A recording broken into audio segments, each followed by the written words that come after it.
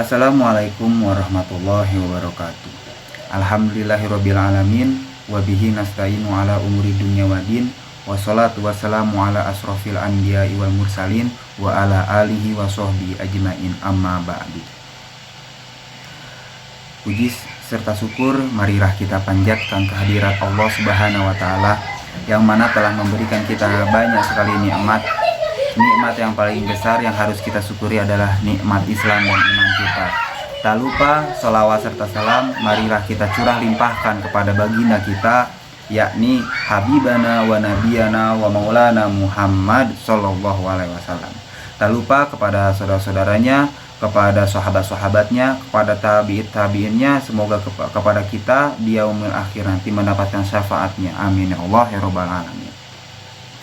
Di sini izinkan kami untuk menjelaskan hasil observasi Basarnas Kota Bandung pada Selasa 21 Desember 2021 yang beralamatan di Jalan Raya Bandung Garut, Desa Nomor kilometer 27, Sindang Pakuwon, Kecamatan Cimanggung, Kabupaten Sumedang, Jawa Barat. Di sini kami akan menjelaskan hasil observasi kami. Sebelumnya izinkan memperkenalkan diri kami yang beranggota ada 12 orang. Yang pertama yaitu Helvianti, yang kedua Imasiti Jubaidah, yang ketiga Iqbal Zainul Mutakin, yang keempat Irman Taufik, yang kelima Isfia Rahmania, yang keenam Maksi Ardiansyah, yang ketujuh Melinda Herawati, yang kedelapan Muhammad Farhan Naufal, yang kesembilan dengan saya sendiri Muhammad Hafiz Kolbi Sutrisno, yang kesepuluh Muhammad Hashim, yang kesebelas Muhammad Lutfi Ihsanul Amal, dan yang ke-12 yang terakhir yaitu Muhammad Irsyad Hidayat. Di sini kami mempunyai tugas kami masing-masing yang akan menjelaskan, menjadi moderator dan lain sebagainya. Yang pertama moderator yang akan dibawakan oleh saya sendiri Muhammad Hafiz. Yang kedua ada pendahuluan yang akan dibawakan oleh saudari Melinda. Yang ketiga yaitu landasan teoritis. Di landasan teoritis ini mempunyai beberapa poin. Ada 5 poin. Poin pertama yaitu tentang pengertian bencana yang akan dibawakan oleh saudari Isfia. Yang kedua yaitu materi tentang pengertian manajemen penanggulangan bencana yang akan dibawakan oleh saudari Helvi dan saudari Imas. Yang ketiga yaitu materi tentang Basarnas yang akan dibawakan oleh saudara Maksi. Yang keempat yaitu materi tentang rencana aksi yang akan dibawakan oleh saudara Irman. Dan yang kelima yaitu materi tentang Sistem Nasional Penanggulangan Bencana yang akan dibawakan oleh saudara Farhan. Selanjutnya materi tentang pembahasan. Di materi tentang pembahasan ini ada beberapa poin juga. Ada kurang lebihnya 4 poin. Poin yang pertama itu tentang sejarah Basarnas yang akan dijelaskan, dibawakan oleh penjelasannya oleh saudara Iqbal. Yang kedua yaitu sejarah kantor SAR Bandung yang akan dibawakan oleh saudara Hashim. Yang ketiga yaitu materi tentang upaya Basarnas dalam melaksanakan tugas kemanusiaan yang akan dibawakan oleh saudara Lutfi.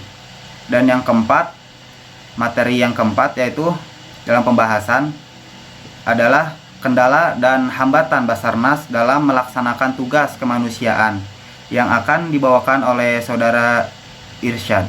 Nah, dan yang terakhir penutup. Itu mungkin anggota-anggota kami dan tugas-tugasnya dalam menjelaskan materi observasi Basarnas yang telah kami kunjungi. Bismillahirrahmanirrahim. Assalamualaikum warahmatullahi wabarakatuh. Terima kasih kepada saudara moderator yang telah memberikan saya kesempatan. Di sini saya akan menjelaskan tentang poin pendahuluan. Wilayah Indonesia merupakan wilayah yang sangat rawan bencana alam. Kepulauan Nusantara yang berada di dalam zona tektonik dan deretan gunung api yang aktif yang dapat menyebabkan wilayah ini sangat rawan bahaya goncangan gempa bumi, aktivitas dari patahan, letusan gunung api, dan juga tsunami. Selain itu, peristiwa wilayah Indonesia merupakan negara maritime yang dikelilingi oleh daerah kepulauan yang luas dapat menyebabkan wilayahnya rawan akan bencana banjir apabila kelestarian lingkungan tidak dijaga dengan baik. Badan Nasional Penanggulangan Bencana atau bisa disebut dengan BNPB melaporkan terdapat 2.203 peristiwa bencana alam yang terjadi di Indonesia dalam 10 bulan terakhir atau terhitung sejak 1 Januari hingga 30 Oktober 2021. Bencana tersebut antara lain terdiri dari 891 bencana banjir, 587 puting beliung, 400 tanah longsor, serta 258 peristiwa kejadian kebakaran hutan dan lahan. Kemudian, tercatat kasus bencana alam akibat gempa bumi, terdapat 26 kejadian gelombang pasang dan abrasi 22 kekeringan serta 22 kejadian. Dari banyaknya bencana yang terjadi di Indonesia menimbulkan berbagai macam kerugian, dimulai dari hilangnya harta benda, anggota keluarga hingga lingkungan yang rusak akibat bencana tersebut. Dari banyaknya dampak yang ditimbulkan dari terjadinya bencana, baik itu bencana alam, non-alam, maupun bencana sosial, pemerintah menggerakkan lembaga atau instansi yang sudah expert dalam menanggapi bencana. Salah satunya ialah Badan Nasional Pencarian dan Pertolongan yang memiliki tugas utama untuk keselamatan kemanusiaan ketika suatu bencana terjadi. Sekian dari saya kembalikan kepada moderator.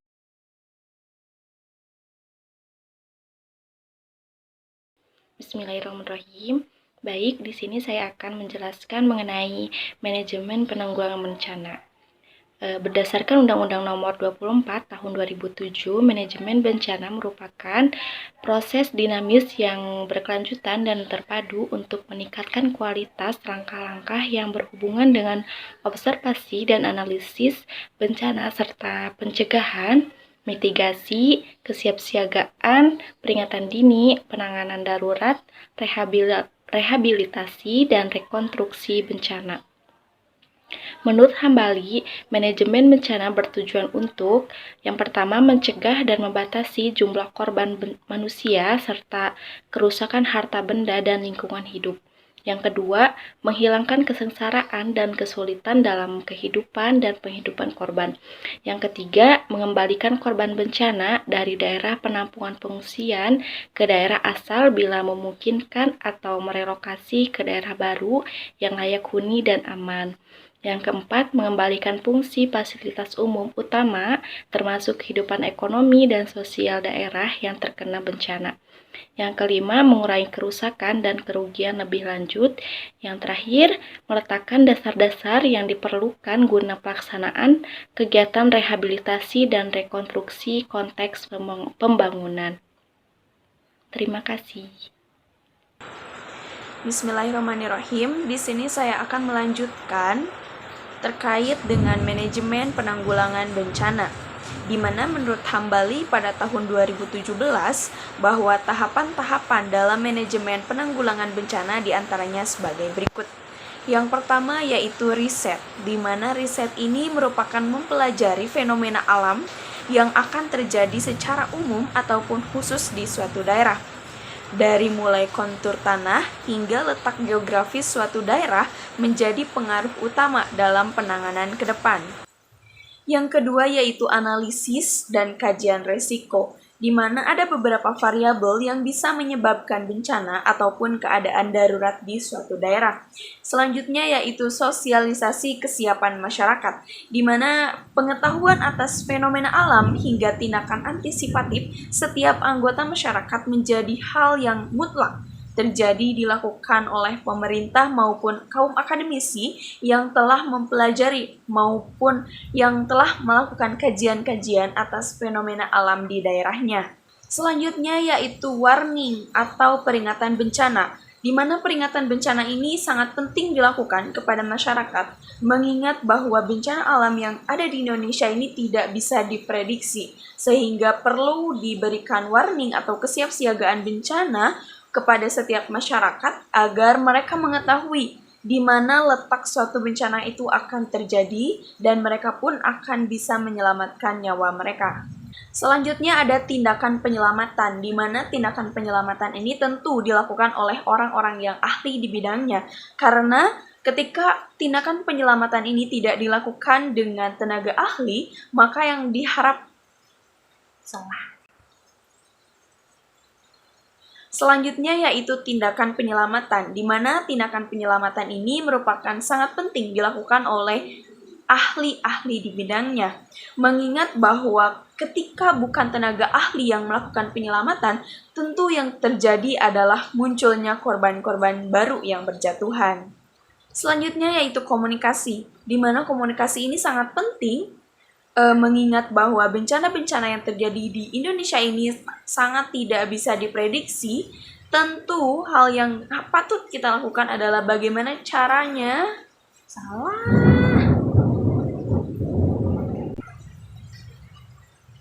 Selanjutnya yaitu komunikasi, di mana komunikasi ini harus tetap terjaga. Tentu ketika kita melakukan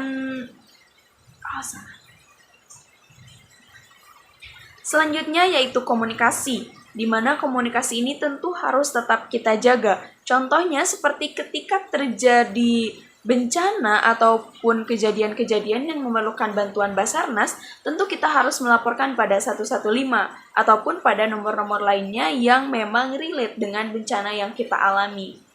Selanjutnya yaitu pelatihan dan pendidikan. Mengingat bahwa banyak sekali bencana alam maupun non-alam yang terjadi di Indonesia, tentu kita sebagai masyarakat perlu untuk mengetahui dan mendapatkan pendidikan serta mendapatkan pelatihan-pelatihan dalam menangani bencana.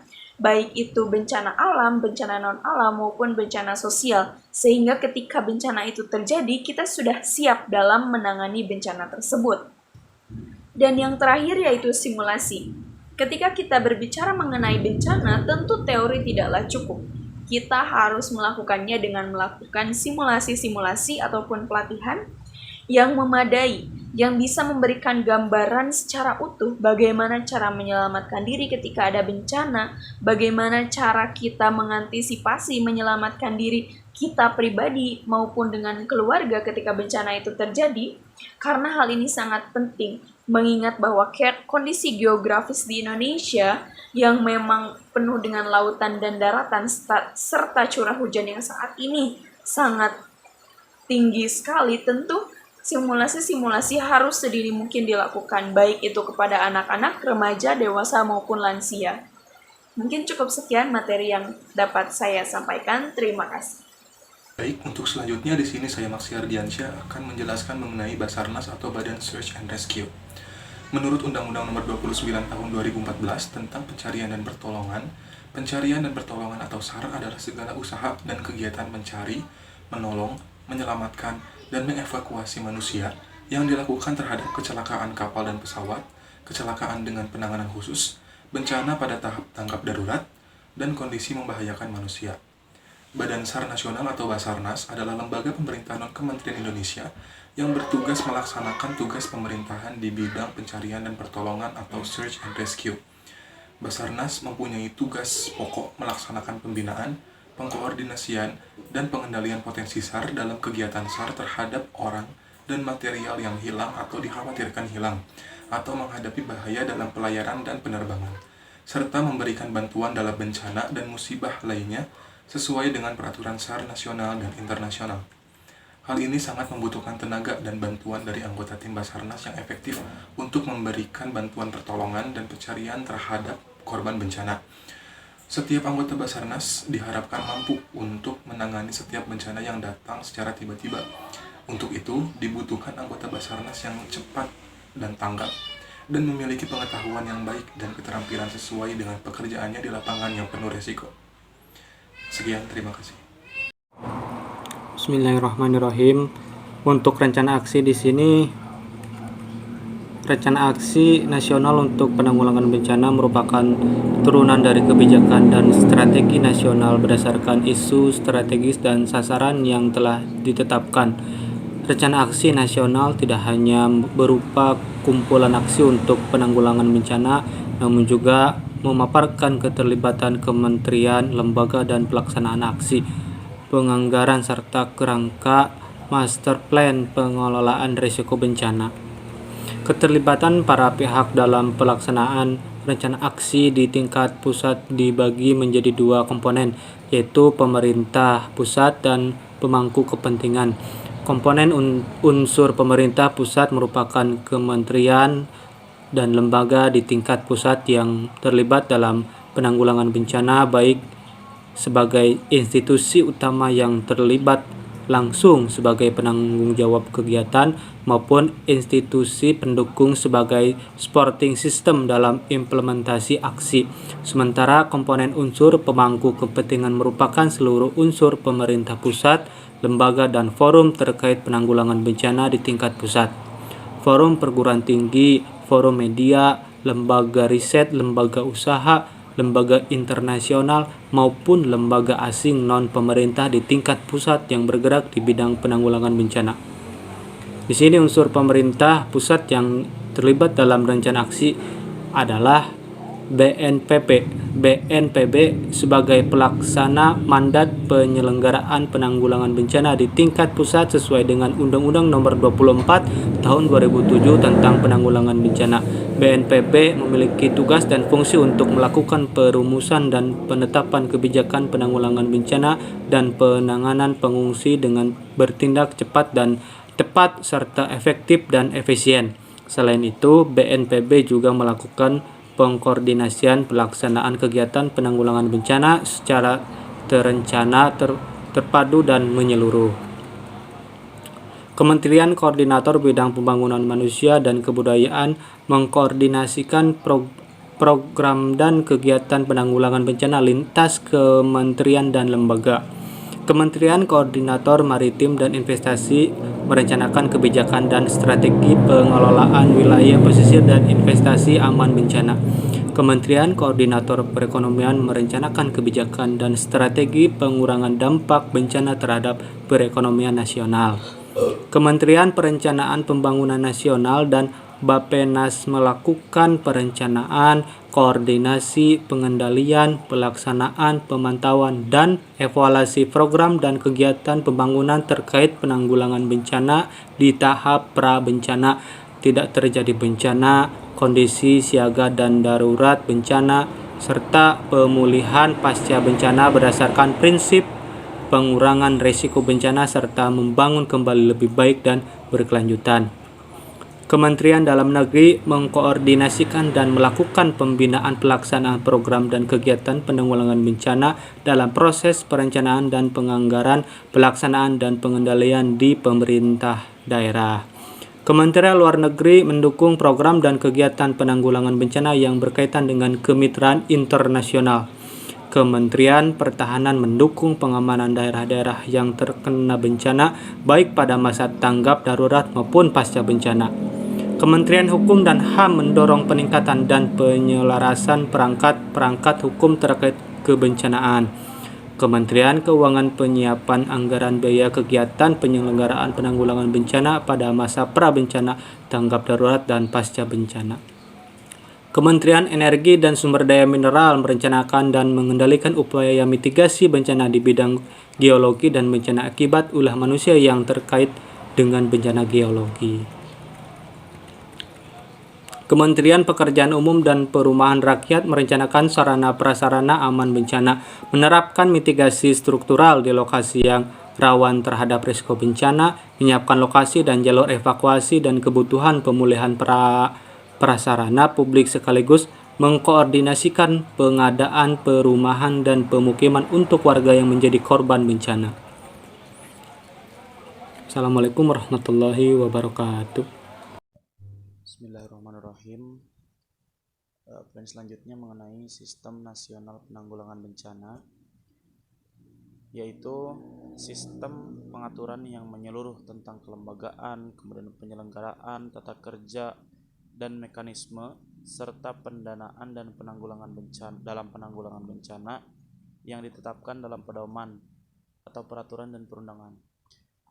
Kemudian komponen-komponen dalam Sistem Nasional Penanggulangan Bencana itu ada 5. Yang pertama legislasi, di dalamnya itu ada hukum, peraturan, dan perundang-undangan. Yang kedua itu kelembagaan penanggulangan bencana. Kemudian yang ketiga itu mekanisme, di dalamnya penyelenggaraan dan sumber daya penanggulangan bencana. Kemudian yang keempat program, perencanaan. Di dalamnya itu perencanaan penanggulangan bencana. Dan yang kelima itu mengenai pendanaan. Komponen tersebut saling berkaitan satu sama lain dan berpengaruh, di mana legislasi mempengaruhi pendanaan dan kelembagaan, kemudian pendanaan mempengaruhi program dan mekanisme, kemudian kelembagaan mempengaruhi program dan mekanisme, serta mekanisme mempengaruhi program. Kemudian, dana penanggulangan bencana menjadi tanggung jawab bersama antara pemerintah dan pemerintah daerah. Ketentuan lebih lanjut mengenai mekanisme pengelolaan dan penanggulangan bencana diatur dalam peraturan pemerintah dan peraturan daerah. Mungkin cukup sekian.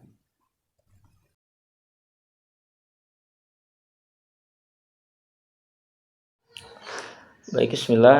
Di sini saya akan menjelaskan sedikit tentang sejarah terbentuknya SAR di Indonesia. Lahirnya organisasi SAR di Indonesia yang saat ini bernama Basarnas diawali dengan adanya penyebutan black area bagi suatu negara yang tidak memiliki organisasi SAR. Dengan berbekal kemerdekaan, maka tahun 1950 Indonesia masuk menjadi anggota Organisasi Penerbangan Internasional atau disingkat sebagai ICAO. Sejak saat itu, Indonesia diharapkan mampu menangani musibah penerbangan dan pelayaran yang terjadi di Indonesia. Sebagai konsekuensi logis atas masuknya Indonesia menjadi anggota ICAO tersebut, maka pemerintah menetapkan Peraturan Pemerintah Nomor 5 Tahun 1955 tentang penetapan Dewan Penerbangan untuk membentuk Panitia SAR. Panitia teknis mempunyai tugas pokok untuk membentuk Badan Gabungan SAR, menentukan pusat-pusat regional, serta anggaran pembiayaan dan material. Sebagai negara yang merdeka, tahun 1959 Indonesia menjadi anggota International Maritime Organization. Dengan masuknya Indonesia sebagai anggota ICAO dan IMO tersebut, tugas dan tanggung jawab SAR mungkin mendapat perhatian. Sebagai negara yang besar dan dengan semangat gotong royong yang tinggi, bangsa Indonesia ingin mewujudkan harapan dunia internasional, yaitu mampu menangani musibah penerbangan dan pelayaran. Adanya organisasi SAR akan memberikan rasa aman dalam penerbangan dan pelayaran, sejalan dengan perkembangan roda transportasi serta kemajuan iptek di bidang transportasi. Maka mobilitas manusia dan barang dari suatu tempat ke tempat lain dalam lingkup nasional maupun internasional mempunyai risiko yang tinggi terhadap kemungkinan terjadinya kecelakaan yang menimpa, yaitu yang menimpa pengguna jasa transportasi darat, laut, dan udara. Penerbangan dan pelayaran internasional yang meliputi wilayah Indonesia membutuhkan jaminan tersedianya penyelenggaraan SAR apabila mengalami musibah di wilayah Indonesia. Tanpa hal itu, maka Indonesia akan dikategorikan sebagai black area untuk penerbangan dan pelayaran. Status black area dapat berpengaruh negatif dalam hubungan ekonomi dan politik Indonesia secara internasional. Terkait dengan masalah tersebut, Badan SAR Nasional sebagai instansi resmi pemerintah yang bertanggung jawab di bidang SAR ikut mempunyai andil yang besar dalam menjaga citra Indonesia sebagai daerah yang aman untuk penerbangan dan pelayaran. Dengan citra yang baik tersebut, diharapkan arus transportasi akan dapat berjalan dengan lancar dan pada gilirannya akan meningkatkan perekonomian nasional Indonesia. Dengan peningkatan tuntutan masyarakat mengenai pelayanan jasa SAR dan adanya perubahan situasi dan kondisi Indonesia serta untuk terus mengikuti perkembangan iptek, maka organisasi SAR di Indonesia terus mengalami penyesuaian dari waktu ke waktu. Organisasi SAR di Indonesia saat ini diatur dengan Peraturan Menteri Perhubungan No. KM 43 tahun 2005 tentang organisasi tata kerja Departemen Perhubungan dan Keputusan Menteri Perhubungan Nomor KM 79 tahun 2002 tentang organisasi dan tata kerja kantor SAR. Dalam rangka terus meningkatkan pelayanan SAR kepada masyarakat, maka pemerintah telah menetapkan Peraturan Pemerintah Nomor 36 tahun 2006 tentang pencarian dan pertolongan yang mengatur bahwa pelaksanaan SAR yang meliputi usaha dan kegiatan mencari, menolong dan menyelamatkan jiwa manusia yang hilang atau menghadapi bahaya dalam musibah pelayaran dan atau penerbangan atau bencana atau musibah lainnya. Dikoordinasikan oleh Basarnas yang berada di bawah dan bertanggung jawab langsung secara kepada Presiden. Menindaklanjuti peraturan pemerintah tersebut, Basarnas saat ini sedang berusaha mengembangkan organisasi sebagai lembaga pemerintah non-departemen sebagai upaya menyelenggarakan pelaksanaan SAR yang efektif, cepat, dan handal. Badan SAR ini ditetapkan pada tanggal 6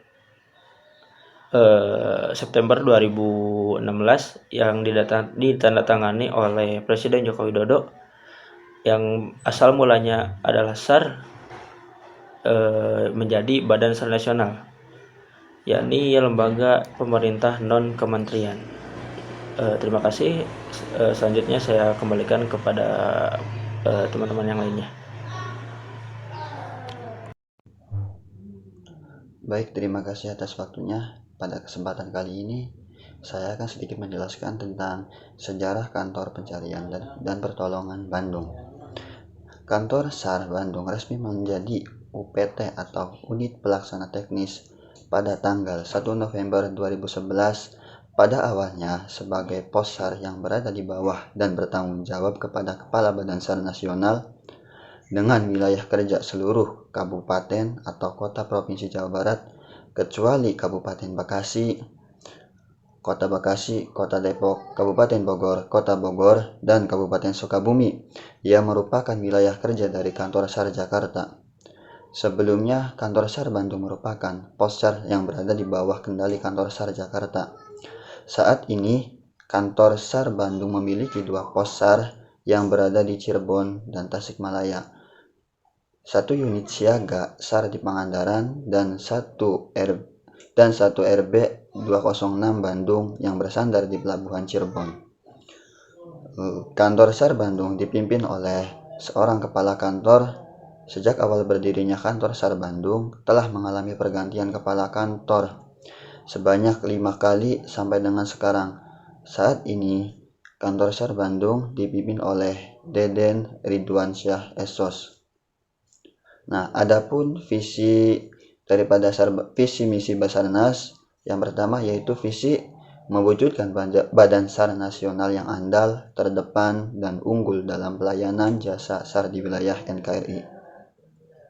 Nah, adapun misinya pertama yaitu menyelenggarakan siaga terus-menerus dalam pencarian dan pertolongan, penyelamatan, dan evakuasi kepada masyarakat dalam kecelakaan, bencana, dan kondisi membahayakan manusia secara andal, efektif, cepat, efisien, serta aman. Yang kedua yaitu melaksanakan koordinasi dengan instansi atau organisasi nasional maupun internasional dalam rangka menyelenggarakan operasi pencarian dan pertolongan atau SAR, serta melakukan permasyarakatan SAR untuk memaksimalkan potensi SAR. Yang ketiga yaitu menyelenggarakan peningkatan kemampuan teknis dan manajerial organisasi dan senantiasa tumbuh, berkembang, dan melakukan perbaikan di segala aspek secara berkesinambungan. Yang keempat yaitu melaksanakan pembinaan kemampuan dan kesiapan sumber daya manusia serta koordinasi berkelanjutan agar setiap saat dapat melaksanakan tugas operasi pencarian dan pertolongan dengan sebaik-baiknya. Yang terakhir atau yang kelima yaitu menyediakan sarana dan prasarana operasi, peralatan komunikasi, dan sistem informasi SAR sesuai dengan kebutuhan dalam rangka mewujudkan visi dan misi. Demikian, terima kasih. Wassalamualaikum.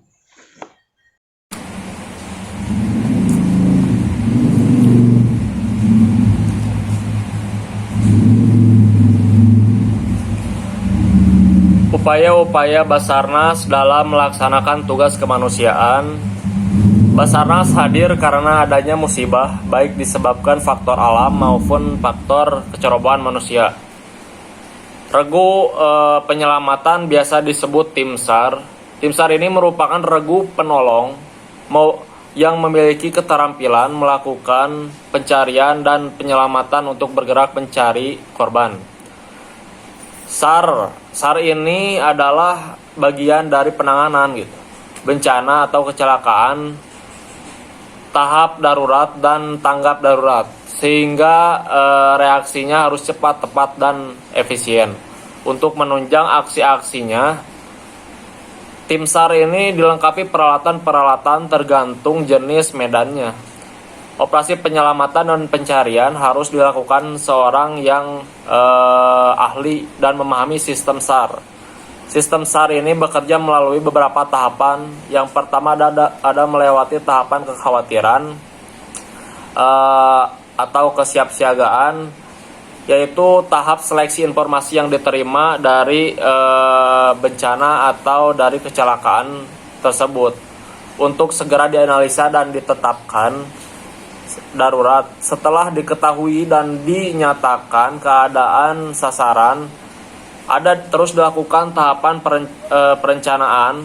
Perencanaan ini sebagai tindak atau tanggapan terhadap keadaan sebelumnya, sampai pada operasi pencarian dan pertolongan serta penyelamatan korban secara fisik.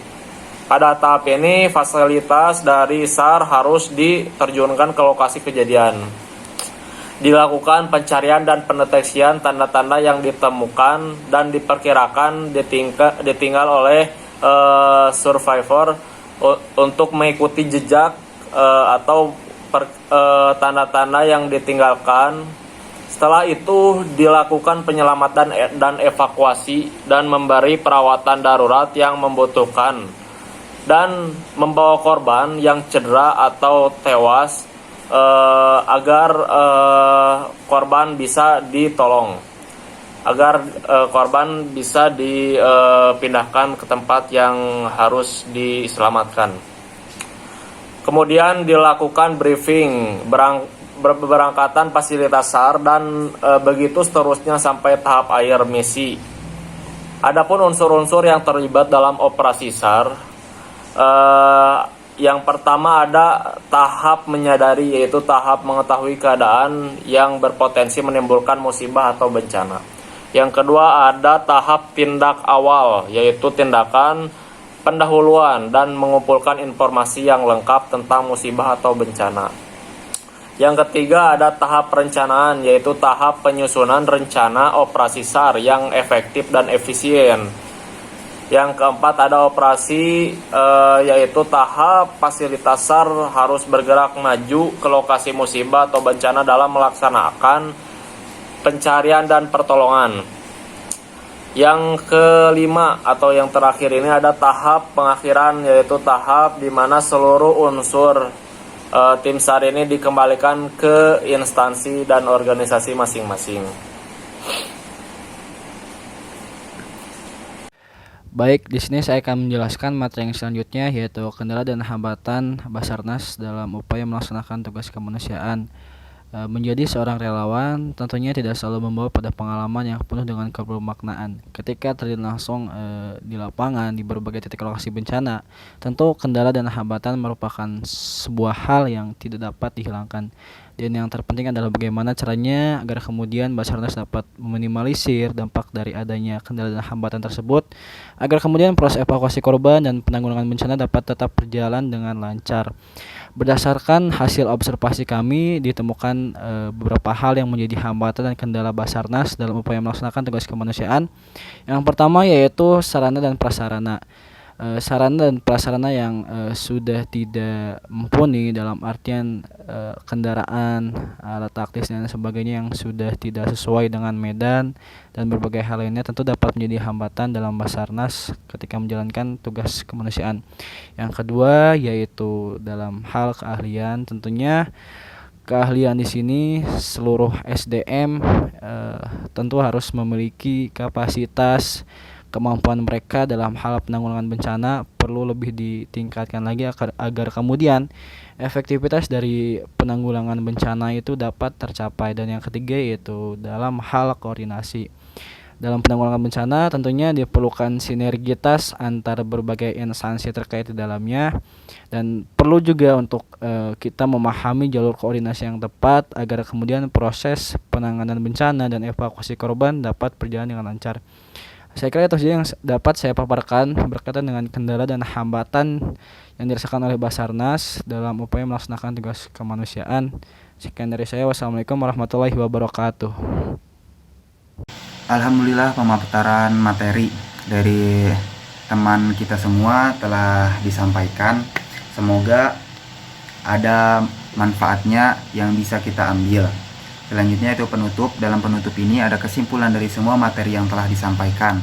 Kesimpulannya bahwa Basarnas merupakan lembaga pemerintah non-kementerian yang bertugas melaksanakan tugas pemerintah tersebut menurut peraturan Kepala Kepolisian Negara (SAR) atau yang dikenal dengan Search and Rescue, merupakan usaha dan kegiatan mencari, menolong, dan menyelamatkan jiwa manusia yang hilang atau sedang menghadapi bahaya dalam musibah.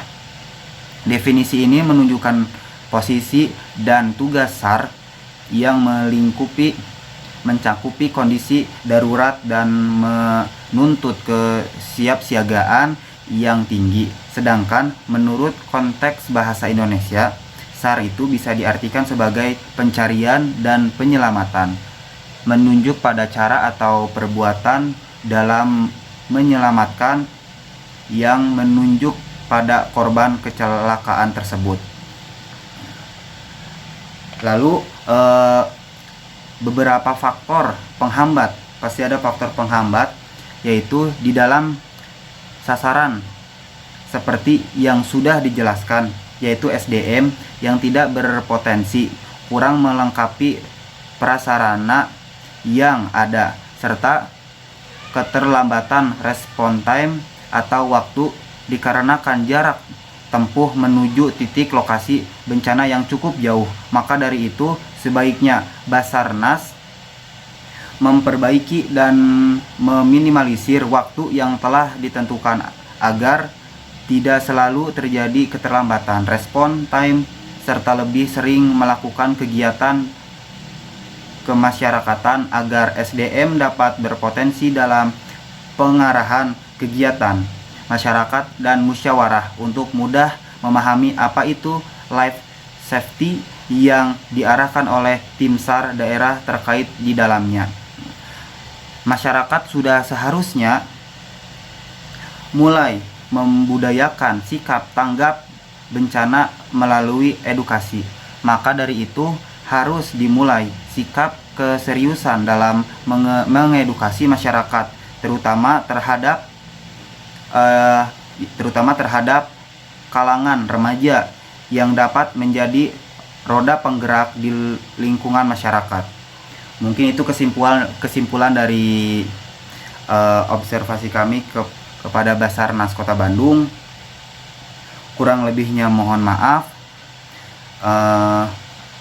Saya moderator pamit undur diri. Terima kasih. Wassalamualaikum warahmatullahi wabarakatuh.